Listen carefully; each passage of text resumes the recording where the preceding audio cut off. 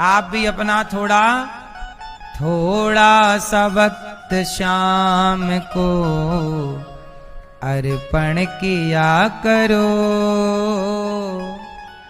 सच्चे हृदय से शाम का सुमिरन किया करो।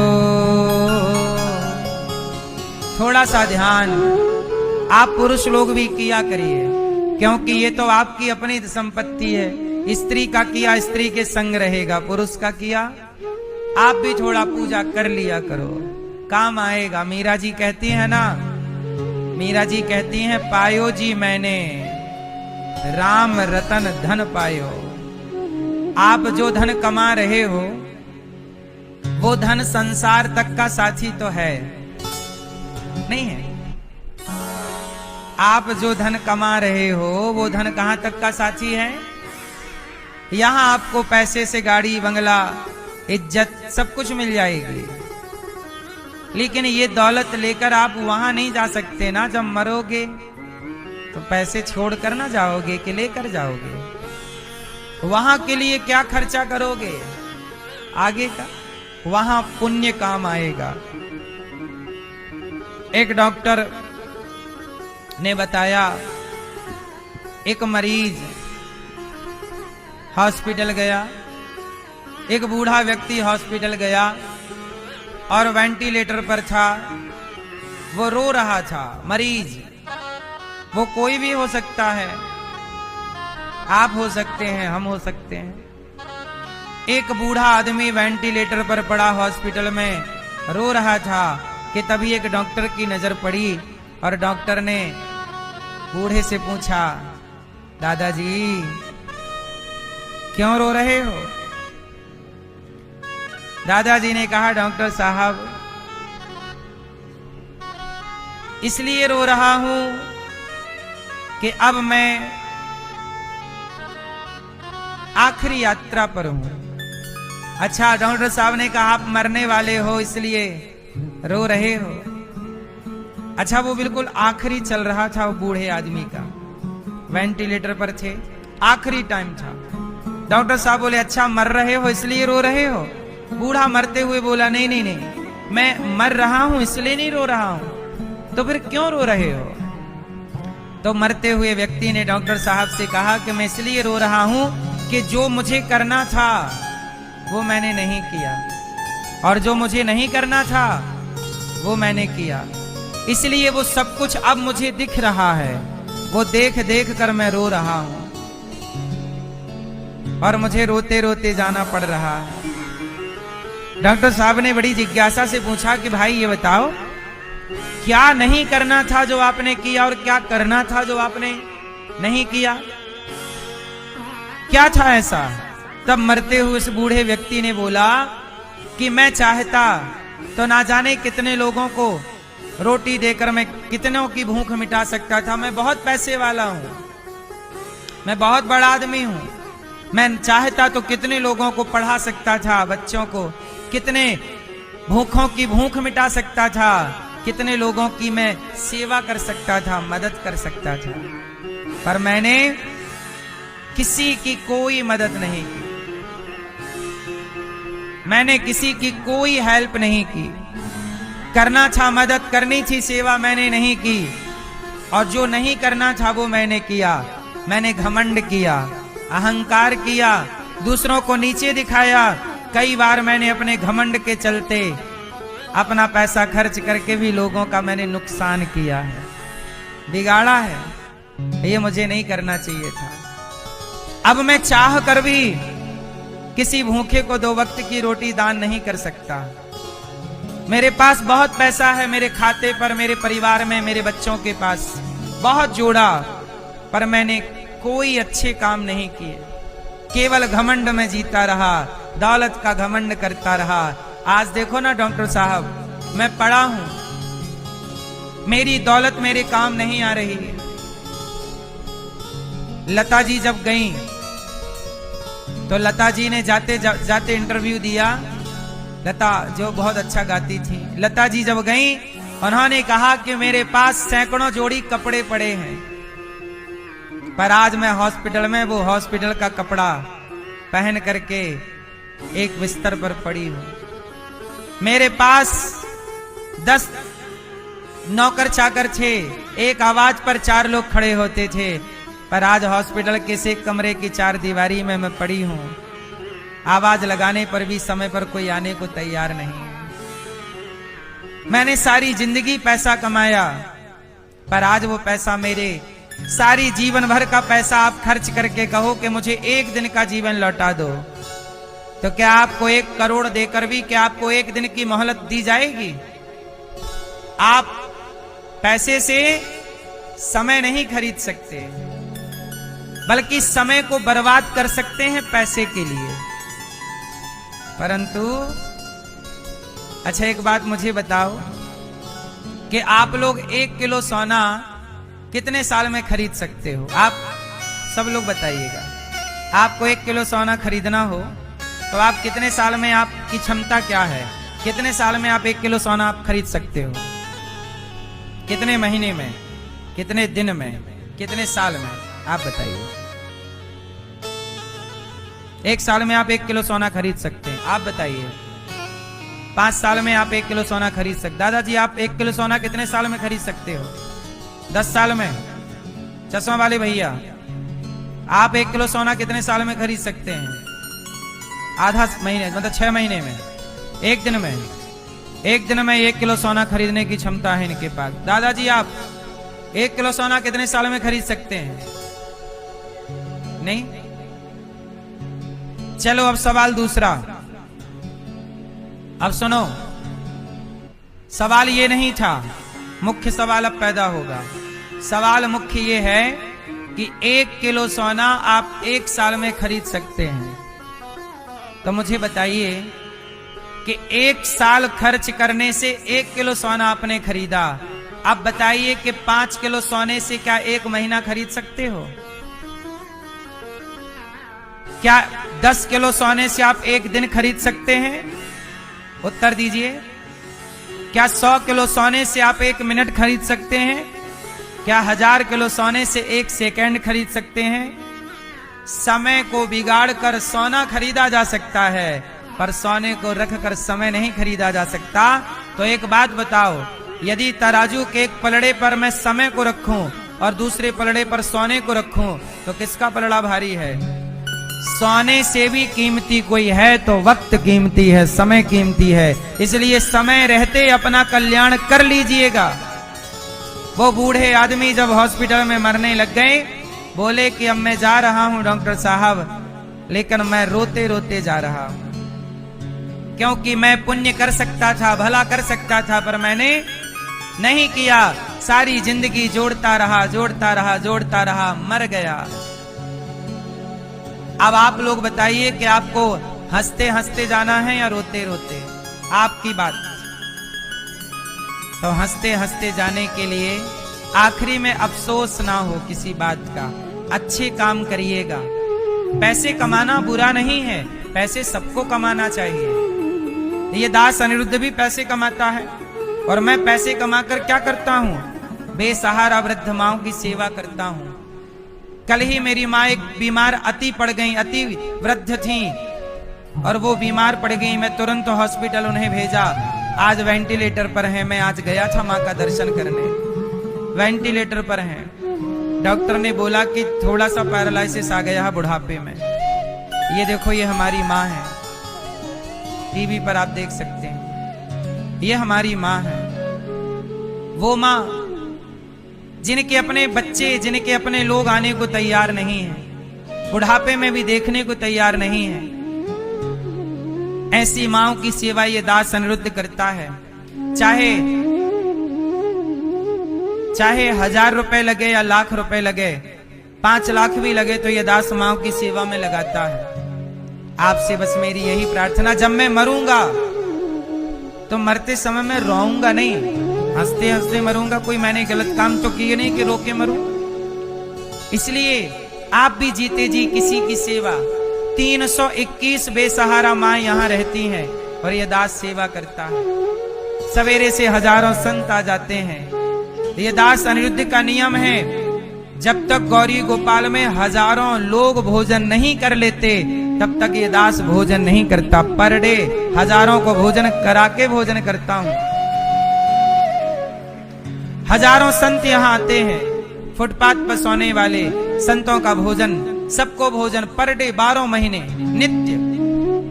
जब आप लोग कई बार सोकर उठते नहीं हैं तब यहाँ भोजन बंटना स्टार्ट हो जाता है। कई बार आप सोचते हैं चलो आज 8 बजे तक सोते हैं, चलो आज 9 बजे तक सोते हैं, पर यहाँ पर तो 8 बजे से 12 महीने सारी सेवाएं शुरू की चालू हो जाए। सुबह 5 बजे 5:30 बजे माओ के कमरे में चाय पहुंच जाती है। 7 बजे सुबह 7:30 बजे माओ का नाश्ता तैयार हो जाता है। 12 महीने। इसलिए मेरी माँ, ये दास इन हाथों से सेवा कर रहा है संतों को भोजन। इसलिए कहता हूं कल का भोजन संतों को आप भी दीजिएगा। आज हमारे यजमान परिवारों की ओर से आज का भोजन संतों को आप लोगों ने दिया, इसके लिए आपका बहुत बहुत साधुवाद, धन्यवाद कि आपने कम से कम संतों की रोटी का सहारा तो बने। आप भी संतों का भोजन करा सकते हैं। कल का अखंड रसोई यहाँ चलती है, 30,000 लोग भोजन करते हैं। मुझे बड़ी तसल्ली रहेगी मरते समय के चलो हम किसी के काम आए। एक विद्यालय बन रहा है, स्कूल कक्षा 1 से लेके 12वीं तक, CBSE बोर्ड का, जहां 5 से 7 हजार बच्चे पढ़ेंगे निःशुल्क। इस विद्यालय के निर्माण में आप लोग सहयोग अवश्य करिएगा, क्योंकि ये विद्या का मंदिर बच्चों के लिए बन रहा है। सेवा का कार्य है, कर सकते हो तो अवश्य करिएगा। ये विद्यालय का निर्माण चल रहा है, आप देख सकते हैं। ये वो विद्या का मंदिर है जहां 5 से 7 हजार बच्चे पढ़ेंगे और निःशुल्क शिक्षा पाएंगे। अब बताओ मैं तसल्ली से मरूंगा हंसते हंसते के रोते रोते? आप भी हंसते हंसते जाइएगा, अच्छे काम करिएगा, पैसे कमाइएगा। हम पैसे कमाएंगे तब तो ये सेवा कर पाएंगे ना। आप लोग सहयोग करते हैं, आपका सहयोग मिलता है, इसके लिए धन्यवाद आपका। आप भी जीवन में ये अच्छे काम करिए, इस अच्छे काम से आप जुड़ी रहिए, अपने आप को जोड़ के रखिए। यही हमारा धन है, यही हमारी संपत्ति है। जब हम मरें तो हमें ये ना कहना पड़े कि यमराज जी भगवान 1 दिन का टाइम और दे दीजिए। क्या करेंगे 1 दिन का? भी दे रखा है, जो टाइम अभी दे रखा है हमें उसको सफल बनाना है, सार्थक करना है। आखिरी टाइम पे हम बैठे ना रहें कि हमें 1 मिनट का 1 दिन का टाइम दे दीजिए। अभी कर लीजिए जो अच्छे काम करने हैं। तो मेरी माता कुंती ने, तो वो डॉक्टर साहब ने कहा कि देखो दादाजी अब आप कुछ नहीं कर सकते, और वो बेचारे रोते रोते चले गए। ये कथा मैंने, कहानी आपको इसलिए सुनाई कि आप जीवन में आखिरी का समय पश्चाताप करते हुए ना गुजारिएगा, पछतावा ना रहे। आज अवसर है कुछ अच्छा करने का, कर लीजिए, क्योंकि हम सब एक दिन गहरी नींद में सोएंगे और हम सब एक दिन चिता पर जलेंगे। ये बात अटल सत्य है। मौत सबकी आनी है, कौन इससे बचा है?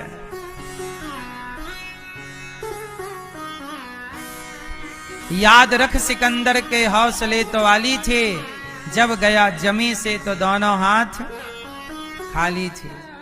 हमारे संग हमारा पुण्य चलता है, हमारा पाप चलता है। इसलिए कुंती बुआ ने दुख मांगा, भगवान ने कहा मैं दुख नहीं दूंगा, क्योंकि दुख तो व्यक्ति अपने कर्मों से पाता है। बुआ मुझे ले लो, भगवान ने अपने आप को समर्पित कर दिया। कुंती बुआ पर कृपा हुई। इसके बाद भीष्म पितामह का दर्शन भगवान ने किया। इसके बाद भगवान द्वारिका गए और द्वारिका में भगवान का स्वागत हुआ। अच्छा, जब भगवान चले गए, परीक्षित जी का जन्म हुआ। भगवान ने आकर परीक्षित जी को दर्शन दिया और पुनः द्वारिका गए। अच्छा, जब महाभारत पूरा हो गया तब फिर आपको थोड़ा ये भी जानना जरूरी है कि धृतराष्ट्र गांधारी का क्या हुआ। तो धृतराष्ट्र गांधारी का जो बुढ़ापा था बहुत अच्छा नहीं था। धृतराष्ट्र को भीम भैया आखिरी में रोटी जब परोसते हैं तो जानते हो कैसे देते हैं? ऐसे फेंक कर, ए बुढ़ा ये रोटी ले ले। एक रोटी इस तरफ पड़ी है, एक उस तरफ। धृतराष्ट्र बंधे थे, हाँ भीम कहाँ पड़ी है? वो जाते, हाँ एक रोटी मिल गई, हाँ एक और कहाँ इस तरह, अच्छा और चटनी कहाँ है, दाल कहाँ, अच्छा ये कटोरी। पूरा भोजन ढूंढते थे और भीम ऐसे देते भैया भीम, ए बुड्ढे, कुत्तों की तरह। अब आप लोग बताइए कि भीम भैया का धृतराष्ट्र के साथ ये व्यवहार सही है कि गलत है? जोर से, जोर से, जोर से। तुम्हें कोई लाक्षागृह में बंद करता और आग लगाता और उसके साथ तुम कैसा व्यवहार करते? तुम्हारी बहू के भरी सभा में कपड़े उतरवाता, उसके साथ तुम कैसा व्यवहार करते?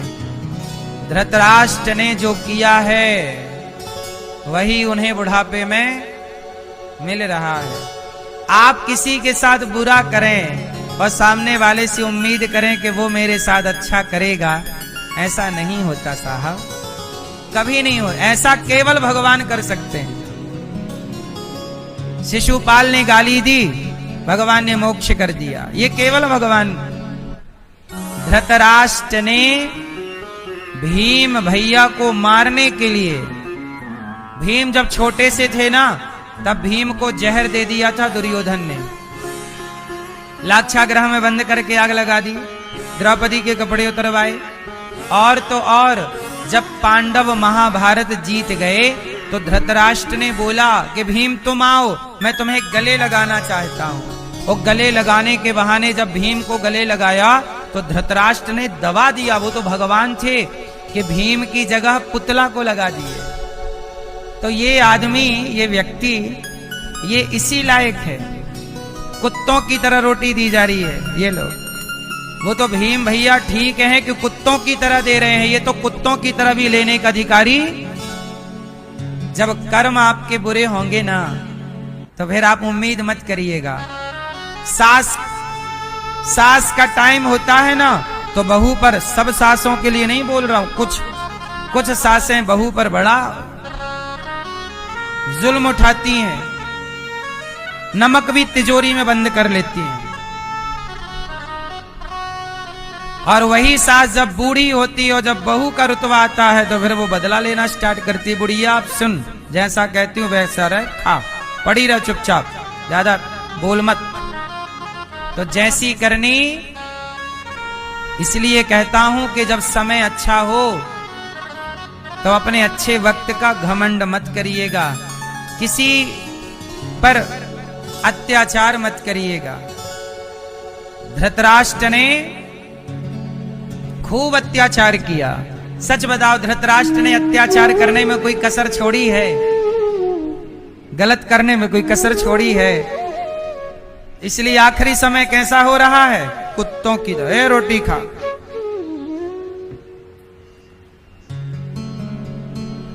आप गलत मत किया करो किसी के साथ, कोई ना देखे पर कोई तो देख ही रहा है। धृतराष्ट्र के पास विदुर जी आए और विदुर जी ने कहा, क्या महाराज, अभी भी तुम्हें अक्कल नहीं आई? अब मरने का टाइम है, सारी जिंदगी तुम समझ जाते मेरी बात, ये महाभारत ना होता, सारे बच्चों को मरवा डाला और अब भीम के टुकड़ों पर पल रहे हो, तुम्हें लाज नहीं आती? चलो अब तो चित्त भगवान में लगाओ। तब धृतराष्ट्र बोले, अब क्या करूं? तब विदुर जी धृतराष्ट्र गांधारी को रातों रात ले गए गंगा के तट पर, ऊपर बद्रीनाथ केदारनाथ के पास, और वहां ले जाके अनशन कराया और अनशन करा के प्राण विसर्जित कराए और भगवत चिंतन कराकर उनकी सदगति कराई। और तब धृतराष्ट्र और गांधारी का उद्धार हुआ। बुढ़ापे को सार्थक बनाना है, बुढ़ापे को ठीक ठीक बनाना है, तो बुढ़ापे में चुप हो जाइए। जो बूढ़े कम बोलते हैं वो बूढ़े सुखी हैं, और जो बूढ़े ज्यादा बोलते हैं वो बूढ़े दुखी हैं, परेशान हैं। ये बात सही है कि गलत है? मैया, ओ पंचायती मैया, सुन लो मेरी माँ, जो ज्यादा बोलते हैं वो बूढ़े सुखी, के जो कम बोलते हैं वो बूढ़े सुखी। ज्यादा होशियार ना बना करो। कम बोलिए, मौन। अब बच्चों को आपके ज्ञान की जरूरत नहीं है। बूढ़ों को लगता है हमारे पास ज्यादा ज्ञान है, बच्चों को दे दें। एक पिता का धर्म भी है कि बच्चों को समझाए। आपने समझा लिया, समझाई है बेटों को, बेटियों को, पर बेटा बेटी मान गए तो अच्छा है। अब नहीं मान रहे हैं तो अब आप समझा रहे हैं। जब कोई सुन ही नहीं रहा है आपकी, तो फिर बोलने से क्या फायदा। इसलिए ना भीष्म पितामह चुप रहे। आज तक दुनिया पूछती है पितामह चुप क्यों थे, क्या करें साहब, कोई सुनता ही नहीं था। तो पितामह ने कहा बोल के भी क्या फायदा होगा, चुप रहे। तो चुप रहना कई बार सही भी लगता है, चुप रहो, क्यों बोलना। बेटा को समझा दिया, बहू को समझा दिया, कोई समझने नहीं चाहता। आजकल कोई ज्ञान लेना ही नहीं चाहता, सही रास्ते पे चलने ही नहीं। शराबी को कहो भैया शराब ना पियो, समझाओ, तो वो कहता हमें ना समझाओ, हमें ज्ञान मत दो। अब विनाश काले विपरीत बुद्धि, अब तुम्हें कोई समझा नहीं सकता, समय ही समझाएगा। ठीक है, इसलिए चुप। द्वारिका में भगवान का स्वागत हुआ, धृतराष्ट्र गांधारी का परम धाम गमन हुआ। इसके बाद भगवान श्री कृष्ण परम धाम को चले गए। पांचों पांडव स्वर्गारोहण के लिए चले गए। अब आया कृष्ण के जाते ही अब आया कलयुग। कौन सा युग आया? अब जैसे ही कलयुग आया तो कलयुग के पहले राजा थे परीक्षित।